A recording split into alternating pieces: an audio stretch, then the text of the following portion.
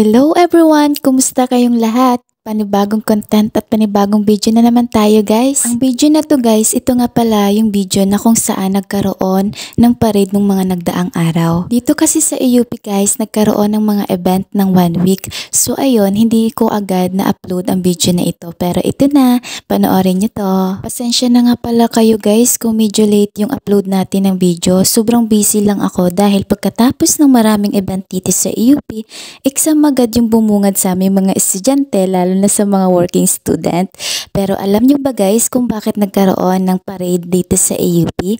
Kasi 107 years na nga pala ang AUP guys, kaya madaming event ang naganap dito. Sa mga oras na yan guys, pinatulong nga pala kami ng dinami na magluluto daw kami para bukas sa pagkain ng mga occupants. Alam nyo ba, naghanda kami, mga banda 10 PM na ata yan eh. So ayun, pinaghandaan namin guys para bukas lulutuin na lang nila. At ayan nga pala, kasama namin dito si Kiana at lalo na yung assistant din namin. Sabado nga pala ng gabi dyan. So ayun, medyo late na nga pala kami natulog sa mga oras na yan kasi pinaghandaan talaga namin yung parade para ang mga occupants may makain sila bukas. So ito nga pala yung baka guys. Sa totoo lang, hindi ako kumakain ng baka, pero ito ako yung naghahalo ng baka. So ayun, sino ka dyan?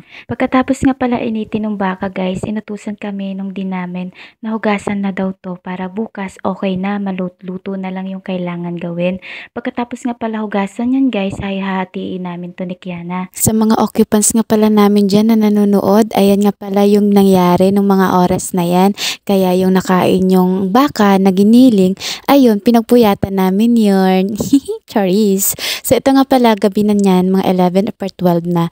At handa na para matulog. At pagkamaga, maaga nga pala kaming gumising kasi ito yung araw na may parade.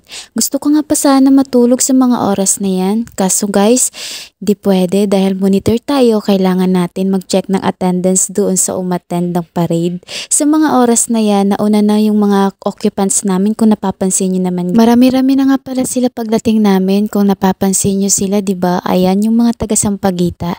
At nandito naman sa likod yung mga taga-Eastern, yung partner dorm namin.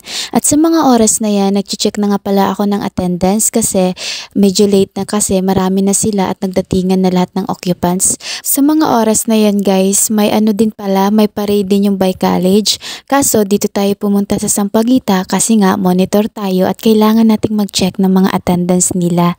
At ayan nga pala nasa likod namin guys, yun yung mga taga-Eastern. At ito nga pala yung Sampaguita na sa una na. At ayan parade na yun, kahaba-haba ng parade. Mga Sampaguita yan guys.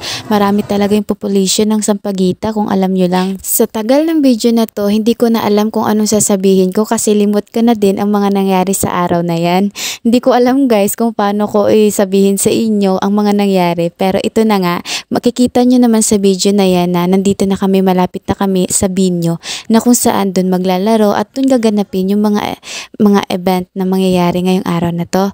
At ito nga pala, nagdatingan na yung iba at kung napapansin nyo naman, may nauna na dyan na nagpapatugtog. At ito, habang kami ay nandito nakaparade, bigla kaming napatigil kasi nga 7-7 na sa mga oras na yan. Dito kasi sa AUP guys, kapag oras na ng 7-7, humihinto talaga ang lahat at ayun, nagpipray. At ito nga pala, tapos na yung 7-7 dyan, kung nakikita nyo, sumasayaw na sila at ayun, naglalakad na nga pala kami papunta doon na kung saan sabay college na to guys, pupunta na kami kung anong course yung kinuha namin dito sa AUP, pupunta na kami sa linya namin.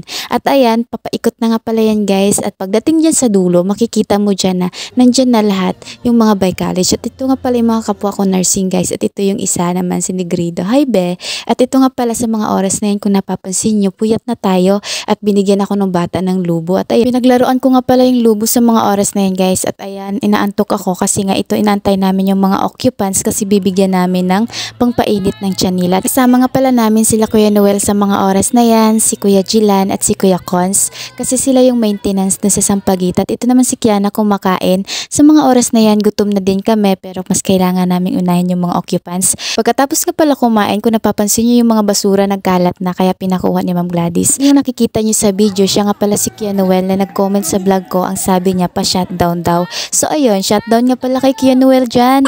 At ano, kumusta ka dyan sa work mo? Charis lang. So sabi niya kasi shutdown guys. So ayun, sinutdown ko siya. So ayun na nga guys, sa mga oras na yan. Ito na yung time para makita nyo kung ano yung mga pinanggagawa namin dito. Sa mga oras na yan, sobrang saya. Kung napapansin nyo naman yung mga ngiti ng mga tao na nasa paligid, diba? At ito nga pala yung palibot at ito yung paglalaruan mamaya.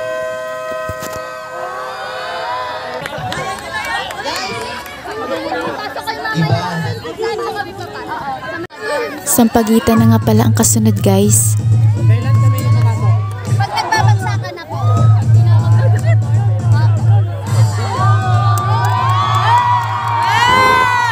Pagkatapos nga pala guys ng parade at ng kung ano-ano pa dyan, ansin nyo na yung aming mga occupants nagpapacheck na ng attendance. So 'di ba?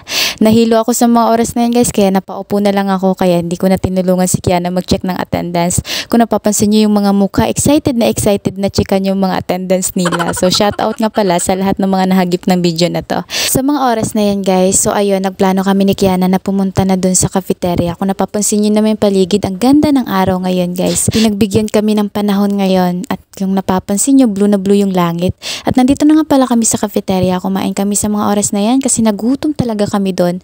At ang dami pang mga occupants na gusto magpa-check ng attendance. At dito kami pumunta sa cafeteria. Kasama ko yung iba naming friend. At ito nga pala, nasundan kami ng mga occupants dyan kaya bumalik na kami dito. At ayan, kung napapansin nyo, ito yung last na laro. Nakakatuwa tong laro na to guys kasi alam nyo ba yung kawayan na yan, malangis yan. So kailangan mong kunin yung watawat dun sa taas para manalo kayo. At itong laro na to, walang pumasa dito kasi sobrang langis at nasa mataas na yung mga lalaki pa yung naglaro dyan. Pero yung sa mababa lang nakuha ng mga babae. Pero itong mga lalaki hindi nila nakuha kasi nga gawa nung kawayan din. Kung napapansin nyo naman si Kuya Jobet dyan, tingnan nyo oh. Ano siya talaga sa paglalaro. Sa mga oras na yan, kinukuha ni Kuya Japet yung langis dyan. Kaya ginaganyan niya. So, hindi talaga nila kinaya yan eh. Kasi kung napapansin nyo naman yung, yung kawayan, iba na siya. Kaya walang nakakuha ng watawat na yan. Malapit na nga palang matapos ang video na to guys. Gusto ko nga palang i-shoutout si Kuya Noel Takulod. Shoutout din kay Kuya Neil Okapan at lalo't higit kay Kuya Japet Mabakas. So, thank you nga pala sa panonood nyo lagi sa mga vlog ko guys. At sa mga hindi ko pa na-shoutout dyan at sa mga hindi ko pa naalala na i-shoutout, mag-comment lang kayo sa baba ng video na to para ma-shoutout ko kayo. Bye bye guys, thank you for watching. God bless everyone!